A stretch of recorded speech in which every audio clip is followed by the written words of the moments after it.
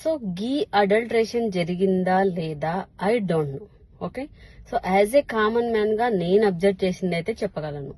నేను ముందు గవర్నమెంట్ ఉన్నప్పుడు తిరుపతి వెళ్ళాను, ఇప్పుడు గవర్నమెంట్ ఉన్నప్పుడు కూడా తిరుపతి వెళ్ళాను.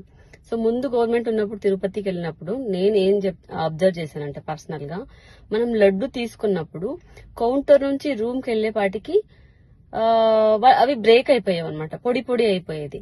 సో ఇంటికి రాగానే లడ్డు లాగా ఉండాలి కదా, లడ్డు లేదు, జస్ట్ పొడి బూందీ లాగా అయిపోయేది అనమాట. అండ్ ఇంకోటి ఏంటంటే 2 days నువ్వు ఆ లడ్డూని బయటకు పెడితే థర్డ్ డే నీకు ఆల్రెడీ చెడిపోయిన స్మెల్ వచ్చేది, పుల్లటి స్మెల్ వచ్చేది. That means it's boiled. ఓకేనా. అండ్ ఫుడ్ కూడా బయట అప్పుడు ఇచ్చేవాళ్ళు కదా, లైక్ వెళ్ళేటప్పుడు లైన్ లో. సో అది కూడా ఇచ్చేవాళ్ళు కాదనమాట. అరే కొంచెం ఆకలి వేస్తుంది ఏమైనా తిందామా అంటే, లైక్ అంటిల్ దర్శనం అయిపోయే వరకు మనకి ఇంకా ఆప్షన్ లేకుండా ఉండే అనమాట. సో ఇప్పుడు రీసెంట్ గా కూడా వెళ్ళాను.